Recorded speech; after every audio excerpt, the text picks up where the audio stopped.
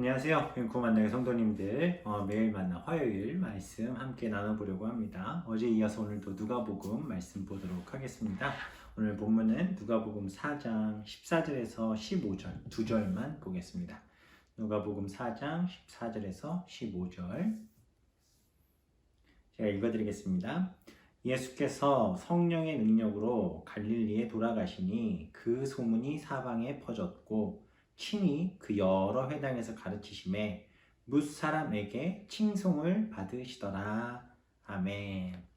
어제 이제 세례 요한에 대한 사역들이 있었잖아요. 그 일 이후에 이제 예수님께서 세례 요한에게 세례를 받으시는 장면이 이제 나오고 그 이후에 이제 예수님의 사역이 이제 시작이 됩니다. 세례 요한은 잡혀가잖아요, 그렇죠? 분봉왕 헤롯과 그의 동생 아내 헤로디아의 일과 또 행한 모든 악한 일로 말미암아 요한에게 책망을 받으니까 요한을 이제 데려다가 옥에 가두는 장면이 나오고 그렇게 요한의 이제 사역은 거의 마무리가 된 거예요. 그리고 이제 예수님의 사역이 4장에서부터 이제 쭉 시작이 됩니다. 다들 잘 아시지만 예수님께서 사역 시작하실 때 광야에서 40일간 금식 기도하셨고 그 이후에 이제 사단이 예수님을 이제 유혹하고 또 시험하는 이 장면들이 등장을 합니다. 예수님은 그 과정들을 말씀으로 능히 감당해서 이겨내십니다.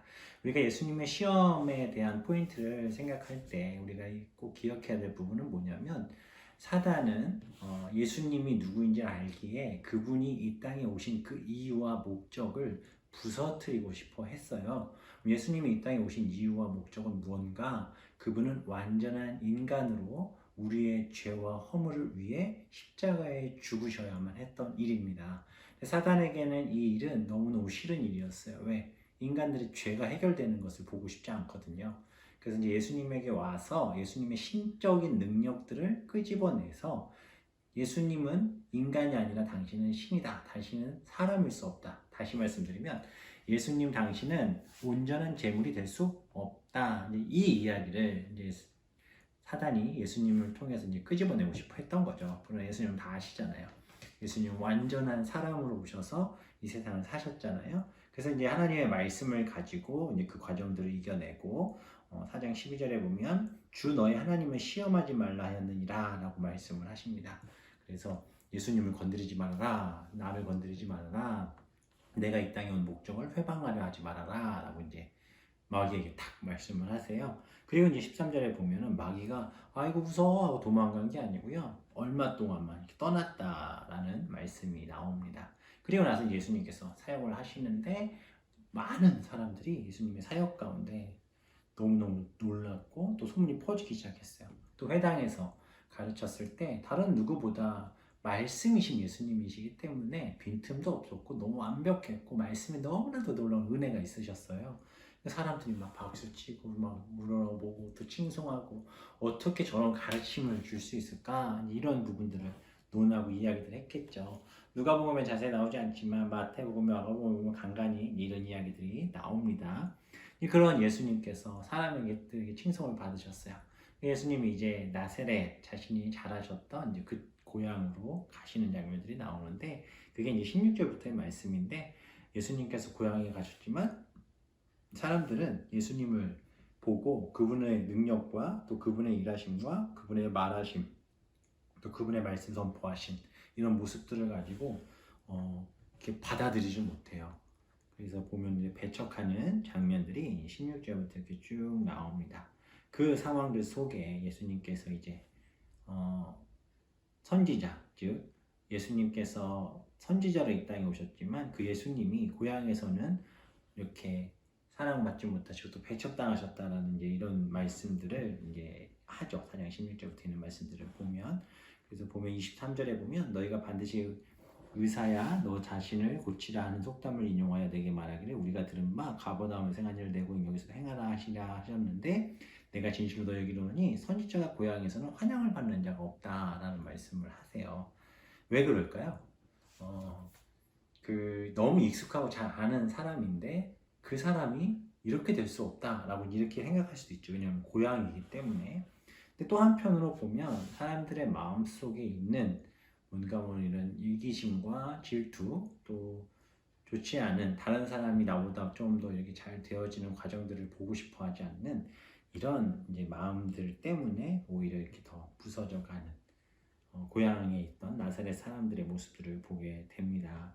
그러면서 예수님이 하셨던 말씀이 이 엘리야가 3년 6개월 동안 큰 흉년이 있었던 그때 이제 과부 사렙다 과부 있잖아요. 그 과부 한 사람만이 그 한 사람만이 엘리야의 그런 은혜를 입었었다라는 이 말씀을 하면서 하나님의 말씀 그리고 하나님이 주신 그것을 이 상황들을 내가 이해할 수 없지만 믿고 아멘 하는 그 한 사람을 위해 예수님은 사역하시고 함께 하신다라는 그런 말씀의 이야기들을 이렇게 예화로 드십니다. 그래서 뭐 엘리사 때 나병 환자가 있었지만 그 중에 나은 사람은 나아만 뿐이었다라는 말씀이나 엘리야가 있을 때 사렙다 과부 한 사람만이 보내심을 받은 엘리야를 통해 구원을 받았다라는 이런 말씀들을 하시는 거예요. 회당에 있었던 사람들이 이제 들으니까 화가 나죠. 그럼 우리는 뭐냐? 우린 다 멸망당해 죽냐? 뭐 이런 마음들을 가졌겠죠. 그래서 이제 사람들이 예수님을 이렇게 밀어서 낭떠러지까지 끌고 가는 이런 장면들이 누가복음 4장 30절까지에서 쭉 나옵니다.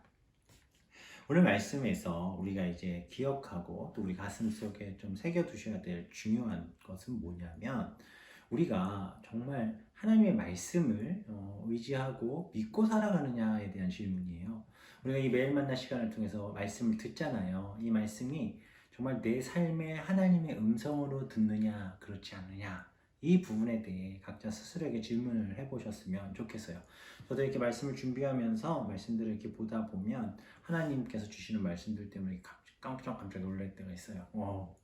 정말 제 상황과 너무 잘 맞기 때문에 그래서 이제 말씀 붙들고 회개하고 또 가끔은 또 너무 행복할 때도 있고요. 그렇게 하나님의 말씀과 함께 호흡해가는 이런 과정들이 참 중요해요. 우리가 드라마 바이블이나 뭐 매일 10분 기도나 또 말씀 각자 시간을 내서 읽는 그런 시간들이나 이런 매일 만나의 시간들을 통해 잠시 잠깐이라도 하나님의 말씀을 통해 그분의 음성을 듣고 그 말씀이 내 삶에 이렇게 차곡차곡 쌓여져 나아가서 그 말씀의 능력으로 하나님이 주신 일들을 온전히 감당할 수 있는 믿음의 결단이 있으시기를 바랍니다. 예수님도 보시면 광야에서 시험 받으실 때도 말씀으로 이겨내셨고 회당에 가서도 그분이 하셨던 것은 다 구약에 있었던 말씀이셨고 고향에서 배척받으시고 사람들이 손가락질할 때도 그들을 향해 하셨던 것도 자신의 생각이 아니라 구약에 있는 말씀들을 인용하여 말씀하셨던 것뿐이었어요. 그 말씀의 능력이 있고 힘이 있었던 거죠. 예수님 그분 스스로가 신으로서 그 모든 일들을 더 아름답고 귀하게 더 멋지게 뭐 해낼 수도 있으시겠죠. 신적인 능력으로. 그러나 예수님은 그렇게 하지 않으시고 자신의 신성은 내버려 둔 채, 내려놓으신 채 인간의 모습 그대로 이 모든 난관들을 이겨내시는데 어떻게 이겨내셨다고요? 하나님의 말씀으로 이겨내셨다라는 것입니다. 사람은 누구나 부족하고요. 누구나 연약합니다. 내 생각보다 내 능력보다 감당하기 힘들 만큼의 일들을 가끔 경험하고 당할 때는 흔들리는 모습들이 우리 가운데 있을 수도 있어요. 당연한 거예요. 약하기 때문에, 부족하기 때문에. 그런 연약함과 부족함이 있을 때 우리가 하나님의 말씀을 붙들고 잘 견뎌내며 인내하며 이겨내셔야 됩니다. 문제 부딪힐 때마다 나는 그릇이 안 돼, 나는 못해, 도망가고 뭐 힘들면 내가 기도하면 하나님 안 들어주시나 보다 도망가고 뭐 또 어려운 일 딱 당하면 교회 가는데도 도움이 안 되네 도망가고 기도도 안 하고 뭐 기도해도 아무 뭐가 없네 말씀 받고 이런 게 아니라 정말 우리가 그 말씀이 정말 깊은 우리 마음에 깊은 그 하나님을 향한 중심을 내어놓을 때 하나님의 역사가 우리 가운데 일어날 줄 믿습니다. 우리가 물에 들어갈 때 산소통 메고 들어가잖아요. 그 왜 산소통을 메고 들어가죠? 산소통에서 산소가 나오는 거를 뭐라 그럴까 코에다 이렇게 딱 대고 산소를 마시면 사니까 갖고 들어가는 거잖아요. 믿으니까 물속에 들어가죠. 그거 없이 어떻게 물속에 들어가겠어요? 그렇죠? 우리가 구명조끼 라이프 자켓을 입는 이유가 뭐죠? 그래서 입으면 물에 뜬다는 걸 믿기 때문에 물에 들어갈 수 있잖아요. 근데 그게 없으면 못 들어가죠. 수영 못 하시는 분들은 그렇죠? 마찬가지입니다. 믿으세요. 하나님의 말씀이 내 능력, 자질, 환경, 상황 다 필요 없고 그저 이 하나님의 말씀이 내 인생을 주관하고 붙드시고 인도하고 함께 하신다고 믿고 뛰어드세요. 하나님이 일하실 줄 믿습니다.